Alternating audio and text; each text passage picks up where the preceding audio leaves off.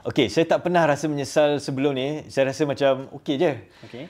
Sampailah pandemik. Masa pandemik, bila dah pandemik, bila saya stop, bila saya balik sini, tak boleh buat apa-apa. Daripada situ, macam nak cakap, bila saya tak boleh nak keluar, ni masa the first 2 years lah. Bila saya jumpa dengan kawan-kawan saya daripada sekolah semua tu, macam sekarang ni saya pula tak boleh nak keluar. So saya kena buat something dekat sini. Tapi macam susah bagi saya disebabkan saya tak kenal ramai orang kat Malaysia. Dan saya tak biasa kerja dekat sini. Saya dah biasa dekat luar.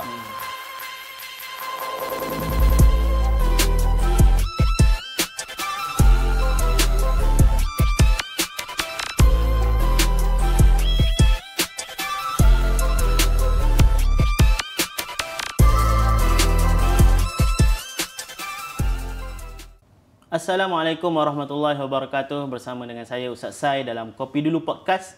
Hari ini kita dah masuk ke episod yang kedua untuk segmen bikepacking bersama dengan tetamu istimewa kita, Encik Zaharis Khuzaimah. Sihat Encik Zaharis? Sihat, alhamdulillah. Terima kasih. Terima kasih banyak untuk terima jemputan kita. Terima kasih juga. Okey, jadi sebelum kita pergi lebih jauh, saya nak ringkaskan intro saya ni sebab banyak benda kita nak tanya kepada Encik Zaharis ni. Baik, jadi saya shout out sikit untuk kita punya sponsor. Main sponsor kita adalah sebuah kedai. Nama dia Lasak Pro Ride. Tuan-tuan dan puan-puan boleh Google saja Lasak Pro Ride. Ia merupakan sebuah kedai basikal yang lengkap dengan perkhidmatan jualan basikal baru, basikal terpakai serta servis dan juga pemasangan basikal. Jadi tuan-tuan dan puan-puan, kalau ada apa-apa masalah basikal, boleh datang ke Lasak Pro Ride. Kedai ini merupakan satu-satunya dealer rasmi untuk brand Kuahara di Malaysia, terletak di Bandar Baru Anstek Nilai, dan kedai ini beroperasi pada pukul 10 hingga 6.30 petang. Apa-apa pertanyaan bolehlah hubungi Abang Lan di talian 012-3721-758 atau tuan-tuan dan puan-puan boleh sahaja visit di Facebook beliau iaitu Lasak Pro Ride. Baik, jadi Encik Zaharis, untuk episod pertama kita dah mengenalilah sedikit peribadi Encik Zaharis kan. Merupakan seorang pensyarah, tidaklah berada dalam orang kata komuniti ataupun background travel, tapi nak rasakan kebebasan tu kan. Dan travel ni memberikan satu adrenalin lah kepada kita semua kan. Okey, baik. Jadi untuk soalan yang saya nak tanya episod kedua ni, dalam banyak-banyak perjalanan travel Cik Zaharis kan, saya tengok ada satu gambar ni saya nak tanya lah. Cik Zaharis ingat ke tak? Gambar apa pula? Gambar ni. Tengok. Okey. Gobi. Ni di Gobi Desert. Gobi Desert. Baik. Ni sebab ni antara gambar yang memang ada dalam intro kan. Saya tanya macam mana? Maksudnya gambar ni Cik Zaharis letak kamera lah. Kamera dekat depan Letak kamera dekat depan. Lepas tu patah balik. Masa tu baru lepas sandstorm sebenarnya masa tu. Sebab dengan beranginnya, dengan apa lagi? Dengan memang pakai serban terbang-terbangnya. Pasal apa tu? Sand lah. Pasir tu. Ribut pasir kan. Memang saya dah tertelan banyak pasir masa tu. Tapi memang sangat-sangat epic lah. Sangat-sangat epic. Ada lagi gambar? Kita nak tengok untuk episod yang kedua ni. Saja awal-awal ni kita nak try test cuba dulu. Cik Zaharis ingat tak? Di mana? Ingat sebenarnya. Ini dekat Xinjiang. Xinjiang dekat dengan border Kazakhstan. Ini Tian Shan. Trip yang pertama waktu first mula. Ni yang dari tahun 2010. Saya ingat semua. Saya ingat semua. Ini sebelum kena belasah dengan polis.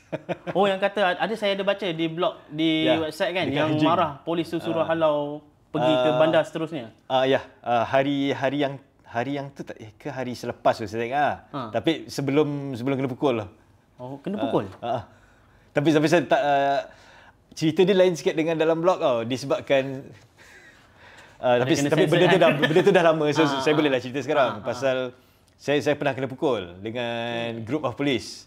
Tapi saya tak sure diorang ni polis ke tak. Diorang ni pakai baju biasa, mungkin diorang ni menyamar jadi polis, tak tahu. Okay.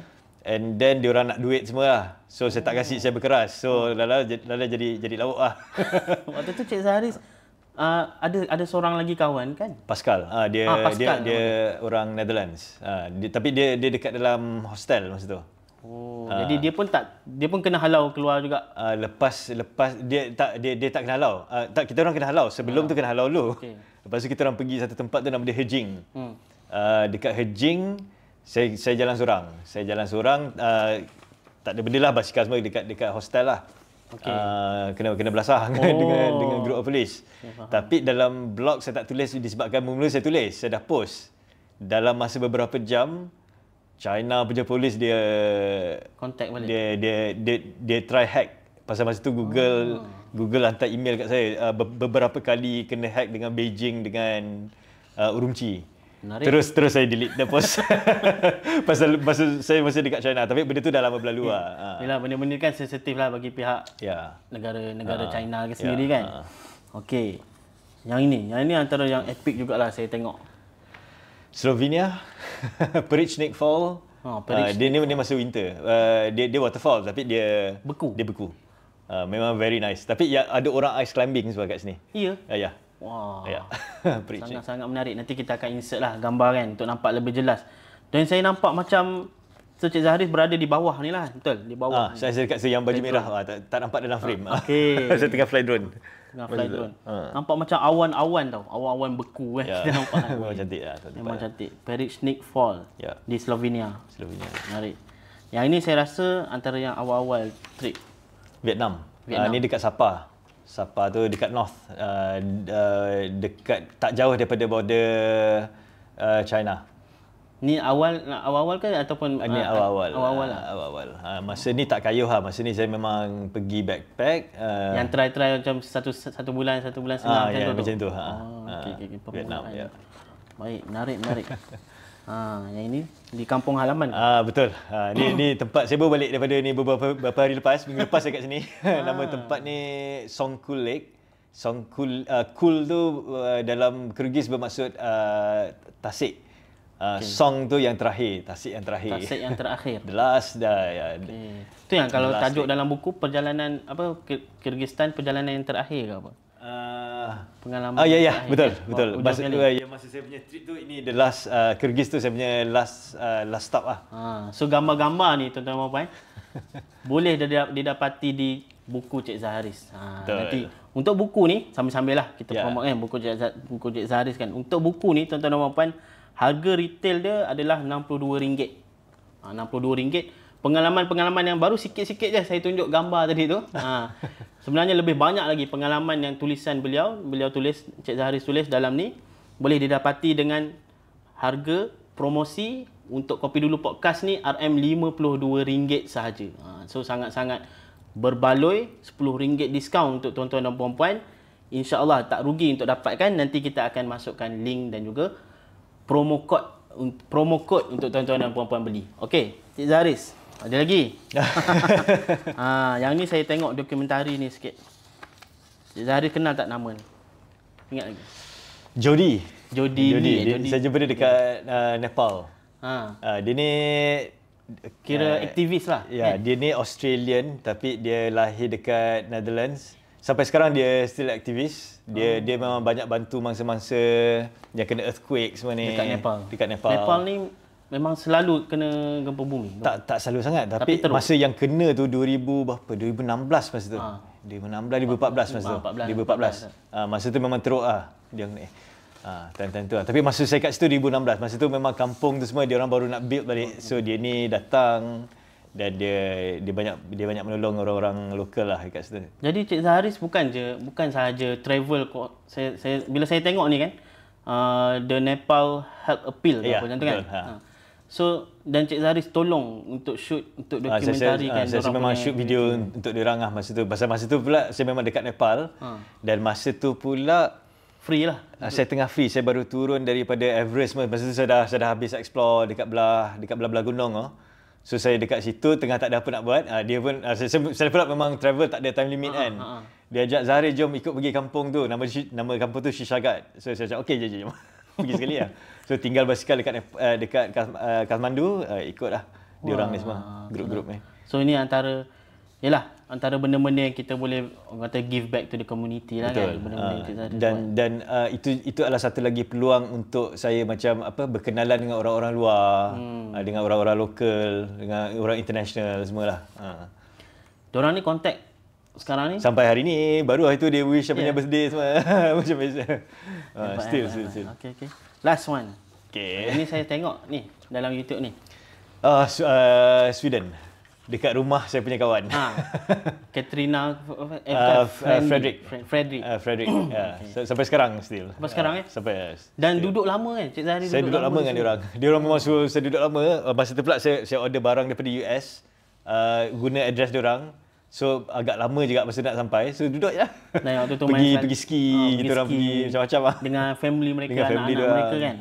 Okey, menarik. Sebab itulah kalau tuan-tuan dan puan-puan tengok gambar ni, ada gambar yang maksudnya dalam winter dengan gambar ketika bukan winter lah, sama ke apa kan. Masa dah dekat nak masuk sama. Sebab tak apa, lama jugalah Cik Zahari duduk di situ. Okey. Dalam banyak-banyak travel trip ni kan yang Cik Zahari dah pergi kan bertahun-tahun ni kan. Apakah cabaran yang paling besar sekali yang membuatkan rasa macam nak balik lah? Okay. Kalau saya dulu, saya pernah pasport hilang. Pasport hilang rasa macam aduh hai, kena retrace balik perjalanan kita balik nak cari pasport kan. Pernah hadapi pasport hilang? Pasport hilang tak pernah, tapi memang betul lah, maknanya bagi saya memang banyaklah bad experience lah. Tapi benda yang buat saya paling demotivated adalah kalau dengan macam dengan authority, benda-benda itu, birokrasi. Dengan birokrasi ni semua kadang-kadang terasa seperti kita ni tak diundang dekat tempat tu. Macam kadang-kadang macam border crossing tu, dia orang macam dia macam nak tak nak, lepas tu dia macam tahan kita. Adalah benda-benda yang saya pernah kena lah, macam masuk bilik tahanan lah, dia ingat saya ni spy lah, apalah macam-macam tu semua kan. Benda-benda macam tu macam buatkan kita orang kata turn off lah. Dia macam meruntuhkan juga semangat lah. Walaupun bagi saya benda tu lagi heavy kalau nak di-comparekan dengan contoh saya kena attack dengan serigala contoh. Pasal yang tu memang benda-benda nature tau. Betul? Macam kita tak boleh nak kontrol lah. Macam saya pernah jatuh dalam sungai ais semua kan. Yang tu saya tak patah semangat lagi tau. Tapi bila dengan birokrasi ni semua lemah sikit. Sebab manusia sama manusia kan. Manusia sama manusia. Dan bagi saya sebenarnya yang paling bahaya sebenarnya adalah, macam nak cakap, adalah orang yang pakai uniform, Yalah. Not wolves, tapi orang yang berkaki dua, benda yang berkaki dua ni. Dan ni orang yang uniform dah, dia boleh buat macam-macam kat kita sebenarnya. Tapi kan orang selalu kata pasport Malaysia ni antara pasport yang terkuat. Ya, betul. Memang betul lah. Ya, memang betul lah. Maksudnya kalau kita nak masuk tu tak banyak yang perlu apply visa ke macam? Memang banyak tak apply visa. Okey, sebagai contoh, masa saya dekat Poland, saya pernah travel dengan ada seorang orang Polish ni lah. Nak masuk ke Belarus. Okay, Belarus tu is basically ex-Soviet lah kan. Belarus kan. So, padahal dia country sebelah. Dia macam ibarat Malaysia dengan Thailand. Okay. Poland dengan Belarus kan. Orang Poland ni tak boleh masuk, dia kena ada visa. Saya boleh masuk. Padahal dia orang sebelah je. So maknanya kuat tak kuat lah kita punya pasport compare dengan diorang ya. Dan so far kalau nak cakap about Malaysian, masa saya travel even dekat Central Asia, yang saya punya terkejut adalah orang dekat Central Asia, orang-orang Tajik ni semua, bila dia tahu saya ni Malaysian, dia orang respect. Dan berita tu saya tak pernah tahu sampai saya kat sana. Dia cakap dekat saya, dulu Dr. Mahathir pernah, lepas the death of Soviet, banyak berlaku perang saudara tau, antara negara-negara Tan ni, Uzbek, Tajik, Kyrgyz ni semua tau. Dia orang bergaduh sama sendiri tau, perang saudara. Dekat Malaysia saya tak pernah tahu benda ni. Rupa-rupanya yang amankan dia orang is Dr. Mahathir. Dr. Mahathir Ya. Dekat sini tak pernah dengar cerita tu. Yang saya tahu dekat Bosnia kita ada lah. Kita biasa dengar Bosnia, perang Bosnia. Tapi yang dekat belah sini saya tak tahu. Dia orang sendiri yang cerita masa tu dia orang memang dah berbunuh-bunuh ni. Dr. Mahathir datang. Pasal jangan gaduh the same Muslim brothers semua kan. Dia orang damai macam wow. So dia orang respect daripada segi tu. So dia orang tahu daripada Malaysia, dia orang tahu Malaysia daripada Dr. Mahathir. Saya macam okey. bangga lah daripada situ. Sebab kita memang biasa dengar perang Bosnia dengan Bosnia tu kita biasalah. Betul. Bosnia Serbia kan. Bosnia sampai dinamakan satu jalan, kalau saya tak silap ada satu jalan Dr. Mahathir. Dan Tun Dr. Mahathir pun sampai sekarang masih ada Malaysia Hotel semua lagi kalau kat Bosnia tu kan. Di Tantan ni pun ada juga. Sebenarnya ada. Memang orang sana yang beritahu saya. So macam saya terkejut lah. Okey, baik. Antara Gobi dan juga Taklamakan, dua-dua ni desert kan? Dua-dua ni desert. Mana yang lebih mencabar? Bagi saya tak kalah makan. Walaupun Gobi tu besar, Betul. tapi Gobi tu Gobi ni di Mongolia, China. Mongolia dengan China. Okay. Dia half, because China ada satu wilayah ni nama dia Inner Mongolia, which is dulu dia Mongolia. Okay. So Gobi ni besar, tapi dia populated, dia ada orang duduk. Dia ada population lah. Kalau tak kalah makan ni yang dekat hala ke Xinjiang, dekat ke Afghanistan semua tu. Okay. Afghanistan, Pakistan, belah Central Asia lagi, yang West. Okay. Yang tu memang kosong lah. Untuk zaman tu lah, sekarang saya tak tahu. Pasal bila saya tengok gambar sekarang, macam few months ago saya tengok jalan dah cantik. Dulu memang teruk lah. Di jalan tu maksudnya dia ada jalan. Sekarang ni yang saya tengok gambar dah memang ada jalan tar lah. Dulu memang tengah buat. So tengah construction, memang kosong lah. Lepas tu pula memang dengan panas dia, saya kayuh tu 52 Celsius. 52 Celsius? 52 Celsius memang. Kayuh sorang-sorang. Lepas tu jalan tu kiri kanan dunes, tak ada apa. So memang sorang-sorang berhari-hari. Lepas tu kadang-kadang mental boleh koyak jugalah. Kalau macam contoh, kalau kita... Kalau saya koyak habis. Contoh kita kayuh daripada sini, pergi Melaka contoh. Bila kita kayuh tu adalah macam-macam benda kita tengok. Ada 7-Eleven, ada kedai ni, ada petrol station semua. So macam dia berubah-ubah tau. Imagine dekat desert ni kalau kita kayuh, daripada pagi sampai petang pemandangan sama, hari esok sama, lusa sama, sampai Jumaat sama, hari Ahad sama, macam rasa macam tak gerak tau. Macam kita kaya tak gerak, macam bumi ni besar sangat bumi ni kan, Benda tu boleh buat mental kita koyak tau sebenarnya. Jadi berapa lama dekat desert ni? Yang masa saya cross tu, yang saya almost mati tu lebih kurang seminggu. Seminggu kan? Lebih kurang seminggu saya kayuh. Tidur pasang kemah? Tidur kemah. Air botol yang ada lah. Yang ada, lepas tu kalau macam truck driver dia lalu dia campak air. Askar lalu, polis lalu dia campak air. Dia tolong-tolong macam tu lah. Menarik. Okey, itu adalah untuk desert. Kalau winter, Cik Zaharis. Saya tengok banyak dalam dokumentari video Cik Zaharis kan. Yeah. Sampai yalah zip kemah beku kan, nak kena pakai pisau, nak kena ni, nak kena kikis lepas tu kasut pun beku. Tapi dalam banyak-banyak momen winter tu kan, mana yang paling kita kata paling advance lah, paling ekstrim lah kita kata? Paling ekstrim, okey. Yang paling sejuk lah. Yang paling sejuk sebenarnya bila kita bangun tidur pagi. Bukan malam sebelum tidur tu lah. Because bila kita bangun pagi, badan kita tak gerak 8 jam. Betul. Bila badan tak gerak 8 jam ni, lepas tu kita lapar. So bila lapar, itulah sebenarnya rasa paling sejuk tu. Masa time tu. The moment daripada kita bangun tu, masa tu saya tahu yang tempat yang panas cumalah dekat dalam sleeping bag saya tu. Disebabkan body heat kan. Saya tahu maknanya dekat dalam ni selesa, luar ni tak selesa. The moment saya keluar dari sleeping bag dah tak selesa lah. Lepas tu, tapi memang kena kuatkan semangat lah. Maknanya bila nak keluar tu, mental dah kena ready lah. Mental kena ready until the moment saya makan breakfast. Okay. Masa tu baru badan start panas, bila dah start makan benda panas kan. Tapi nak panaskan snow tu ambil masa 45 minutes. Daripada snow to nak masukkan dalam cerik tu, daripada snow to air mendidih 45 lebih kurang 45 minit. Okey. So 45 minit tu bila kita tak gerak, badan kita sejuk. So apa saya buat? Saya jogging keliling tan. Ada dalam video jogging, tengok dah beku belum? Dah cair belum? Belum cair. Okey, jogging lagi. Bila stop rasa tu tau. Rasa sejuk. The moment dia air tu mendidih, terus kena buat breakfast. Siap je breakfast, tutup je air, terus kena makan.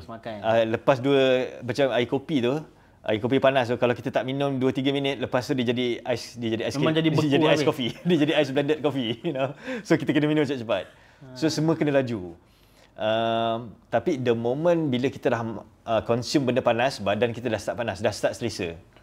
Bila dah start selesa tu, lepas tu kita pula dah banyak gerak, especially jari lah. Jari kena banyak gerak. Kena banyak stretch, so that darah semua ni lah. Okay. Once tu semua dah okay, barulah saya rasa selesa. So maknanya pagi tu memang yang paling seksa. Dan satu lagi adalah kalau macam masa kita on the road tu, kita berpeluh ke, kadang-kadang kaki terkena air ke, benda-benda macam tu. Bila dia basah, lepas tu kita camping, memang seksa. Sebab dia akan beku. Dia akan beku.